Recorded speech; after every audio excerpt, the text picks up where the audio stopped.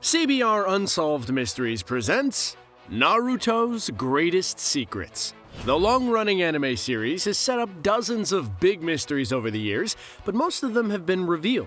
Kakashi's origins, Itachi's true motivations, and the true purpose of the Akatsuki were all uncovered to us, but I can't say the same for every mystery in the series. There are secret origins, betrayals, and character quirks that we may never get the answers to, unless we figure them out ourselves. Of all the ninja that lived before the run of the series, few are spoken of quite like Hashirama. Seriously, despite the fact that he passed away decades before the series began, everyone still talks about him like he's the single coolest shinobi Konoha ever had. Now sure, he founded the village, which probably helped his rep quite a bit, but still, no one ever talked about Minato like that, and they actually knew him. As much as his showdown with Madara was made into shinobi legend, there is one very important part of his story that has been left out. We know that Hashirama passed at an early age, but we have no idea why. He had incredible healing abilities, fighting skill, chakra reserves, and was the Hokage of a village. How in the world did he pass away at a young age? If Madara couldn't best him and his body was at peak levels of perfection, I have no idea what disease or assassin could ever take him down. Maybe it was the same heart virus that took Goku out. In Naruto Shippuden's second arc, the team is given a brand new leader to step into Kakashi's shoes. While most Naruto fans hated Yamato on sight for daring to take Kakashi's place, he turned out to be a worthy leader. He was a powerful and intelligent shinobi who did Kakashi proud. That is more than I can say for Sai. Never liked Sai.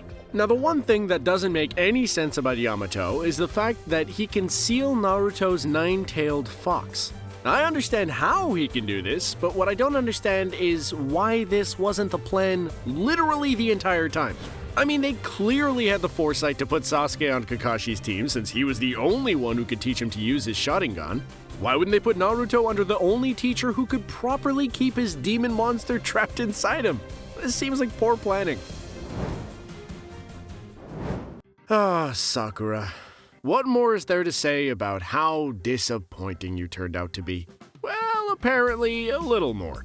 While the original batch of episodes made it seem like Naruto, Sasuke, and Sakura would be a somewhat even trio throughout the series, it wasn't long before her teammates took the lead by quite a bit. When Shippuden came around, it looked like the series was going to correct this by introducing a new Sakura who had been trained by Tsunade during the time skip. She stages a glorious showdown with Sasori and finally gets her time in the spotlight.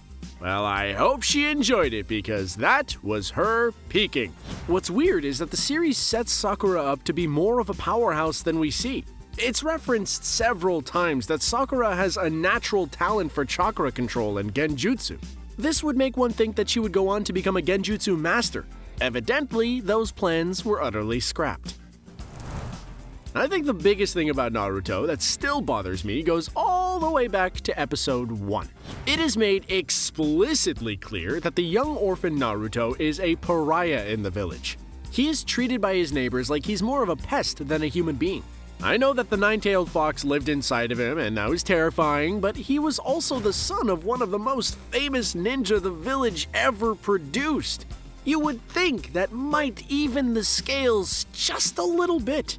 I truly don't understand why Sarutobi didn't do more to give Naruto a home. Wouldn't it have been better to give Naruto a proper family so that he had real ties to the village and didn't one day decide to destroy it using the nine-tailed fox? They really lucked out that Naruto had such an inexplicably positive attitude. According to everyone in Konoha, the nine-tailed fox is nothing more than a mindless monster that needs to be contained at all costs. While a good deal of the series backs this up by showing Kurama to be a malevolent presence constantly trying to corrupt Naruto, eventually the two become unlikely friends. This is very confusing considering the fact that everything would be so much better for Kurama if Naruto was out of the picture. In the manga, it was recently revealed that Kurama could tell that Naruto was fighting to keep him out of Akatsuki's hands, not just to protect the world, but to protect Kurama himself. Well, this actually brings up more questions about his past than I ever thought to ask. Kurama clearly responded to Naruto giving him the only bit of care anyone ever had. Was Kurama's life before the events of the series plagued by nothing but hatred and violence?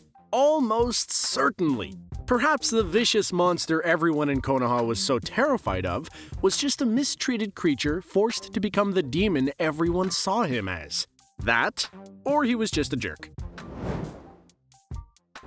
The Senju Clan is responsible for several of the greatest shinobi the world ever saw. Tsunade, Hashirama, and Tobirama are all Hokage who came from the Senju. What's weird is that the Senju basically don't exist anymore. You would think that they would be the clan in Konoha, but there aren't really any characters who still use the Senju name. Naruto is a show that loves to give a good backstory. Seriously, there are probably enough flashbacks in the series to make a spin-off all its own. With so many origins out there, it's surprising that there is one huge origin that we never really got. Orochimaru was one of the biggest villains in the entire series, but we still don't really know where he came from. We know that he was an orphan like Naruto, but we have no idea who parented him. It can't be hard to figure out who conceived him, considering the fact that we've seen exactly 0 other pale snake people. Judging from the person Orochimaru grew up to be, it's entirely possible that we don't want to know anything about his childhood. No one becomes a snake-obsessed mad scientist who wants to conquer his home if he had a happy Christmas every year. So why can't Rock Lee use most jutsu? I mean, there are few shinobi in the entire series who are as dedicated to training as Rock Lee is. You'd think if there was a possible solution to his jutsu problem, he would have found it. No, instead it seems like there's some sort of biological quirk that's keeping him from using the abilities most shinobi take for granted. For that matter, how did Rock Lee manage to pass the Chunin exams and then become a Jonin? The ability to use ninjutsu and genjutsu are likely basics for most shinobi to gain those ranks. Clearly, whatever he did in that year put his epic showdown with Gaara to shame. I don't know about you, but I'd pay to see it right now. After Naruto Shippuden ended, pretty much every character in the series started having children like their 10-year high school reunion was coming up. Boruto is almost entirely made up of characters who are the kids of fan favorites from the first 2 series. While most of these pairings are given to us, there is one mystery parent left unrevealed. Rock Lee's kid, aptly named Metal Lee, is a chip off the old block. Unfortunately, it's never been revealed who Metal's mother is. Judging by how much Metal Lee looks like Rock Lee, I think there's a solid chance Rock Lee just cloned himself somehow. I mean, whoever the mother is, literally none of her genes made it into that kid. Everyone was obsessed with Itachi before his origins were finally revealed. There was a ton of speculation about whether he was really evil or if there was more to the story than Sasuke originally thought. It turns out that we would get the answers to all of those questions, but would be left with a bigger one. When Itachi and Sasuke had their big duel, it ended with Itachi withering away from some terminal illness. It is never explicitly stated what kind of terminal illness this was, which seems odd. If Sasuke saw his prodigy brother lose everything to disease, you'd think he'd want to learn everything he could about it. At the very least, get some of the medicine he was taking for it and see if you can get a prescription. There are several theories, ranging from the assumed one where his overuse of Mangekyo Sharingan ruined his body, to him having contracted a brutal respiratory disease. Now, we tried to contact the doctor to ask about Mangekyo Sharingan's effects on the human body, but they hung up immediately. Okay, I've got to admit something here. Me and one of my friends had a whole bunch of theories about those Akatsuki Rings that they made such a big deal about. Each member is required to wear one, and they all wear them on specific fingers. This led to us thinking all sorts of things, like that they were used for mind control, or that their souls were tied to the rings forever, or that they were explosives, sort of like the ones for the Suicide Squad that blow up anyone going rogue. It turns out that the Akatsuki Rings were just fashion accessories and literally nothing else. These rings are just the evil ninja organization equivalent of a class ring. And I wonder if they had an Akatsuki yearbook as well. Hidan was voted most likely to be buried alive for all of eternity. The Sharingan is one of the most coveted abilities in the Naruto world. So, Kakashi basically won the lottery when he received his Sharingan despite the fact that he wasn't an Uchiha. I mean, he only received the Sharingan after losing one of his closest childhood friends, who eventually became the ruler of a viciously evil organization, but it was a lucky break.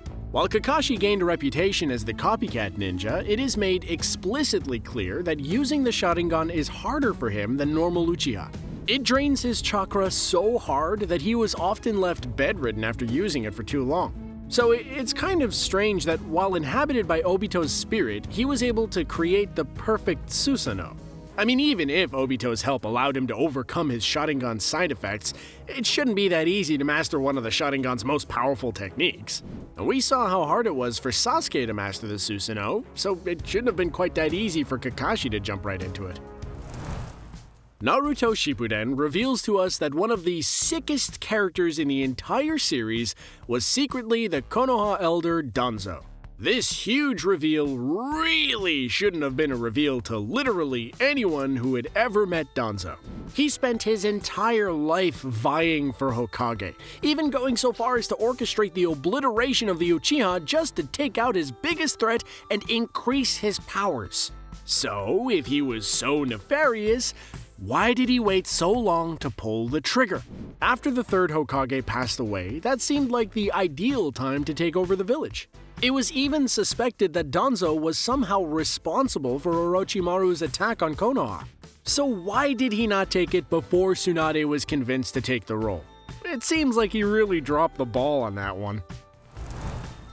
Probably the biggest mystery hanging over the early days of the show was what Kakashi's face looked like.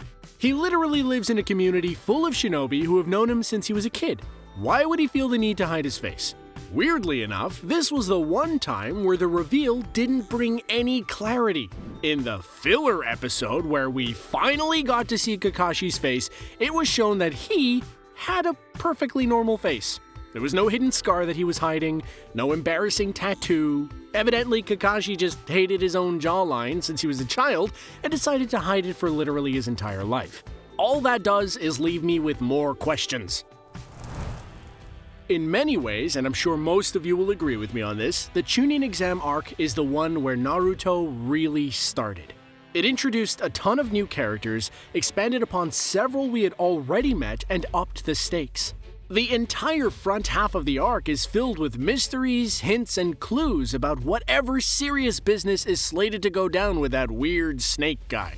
One red herring of a clue we see early on is Hayate's apparent illness. He's shown to have a recurring cough and huge bags under his eyes. This is commented on by several characters when they first meet him. It seemed like this would be a character detail that would be revealed later on, or even a hint at the nefarious plan Orochimaru was going to enact on Konoha. It turns out that instead of being some sort of biological warfare Orochimaru was experimenting with, it was probably just a run-of-the-mill cold. Hayate could have saved some of us over-observant Naruto fans some trouble by just drinking some cough syrup, evidently. Naruto Shippuden goes to great lengths to show how a shinobi has to make an agreement with a special animal in order to summon it. Naruto has to sign a contract in order to authorize him to summon giant toads like a mystical terms of service agreement. So you'd think that if a show went into that much detail explaining how summons work, they'd clearly stick to it, right? Well, there's the scene where Sasuke summons a random hawk with pretty much no explanation. I suppose it's possible that during his time with Orochimaru, Sasuke met Garuda and they struck a bargain. Either that, or Sasuke just got really inspired by the random eagles from the Lord of the Rings that came out of nowhere and disappeared just as quickly. Naruto doesn't really like to jump too much into the biology of its universe, but it does establish that the science does exist side by side with the mystical powers the shinobi use. One of the bits of science trivia we get from Naruto is that the Hokage Hashirama has the most useful cells in the shinobi world. For some reason, Hashirama's cells include all of the abilities he naturally had, such as the huge chakra reserves, wood release, and healing abilities. Now, there are a ton of shinobi who have unique natural abilities, but none that are as obsessed over as Hashirama.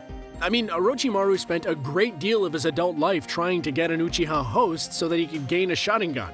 For some reason that is never properly explained, Hashirama's cells and abilities seem to be easier to cultivate than other people's natural powers.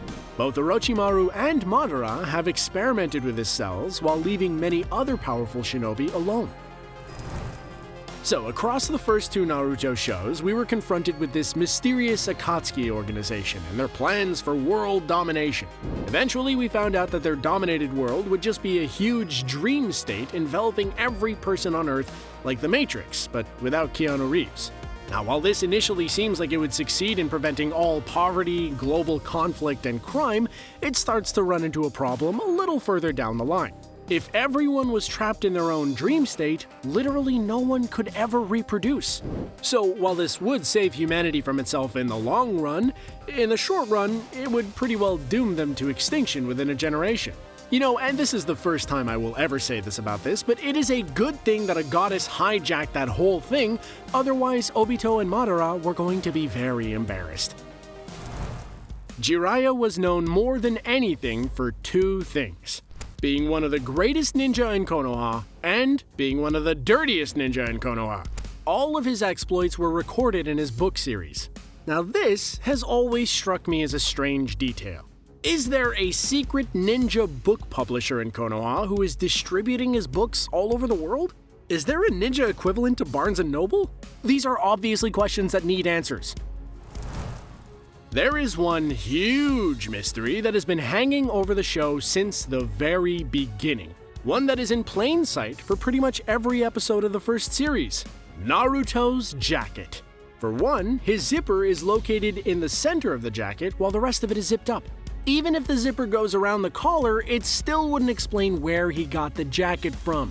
I mean, it is clearly an expensive jacket that's beyond what an orphan could afford. Not only that, but it is a ridiculous choice for Konoha's mild climate. I mean, Sasuke's running around with short sleeves and shorts while Naruto is dressed like he's about to climb Everest. It just doesn't add up. Judging from how Naruto wears it every single day, and this may be a little sad, my guess would be that Iruka bought it for Naruto one winter when he didn't have a proper coat, and it became Naruto's favorite item of clothing. That is probably all the answer we're ever gonna get. Well, that covers this episode of CBR Unsolved Mysteries. Next time, we'll cover other great anime mysteries, like whatever happened to Goten's tail, and will Luffy ever find the One Piece?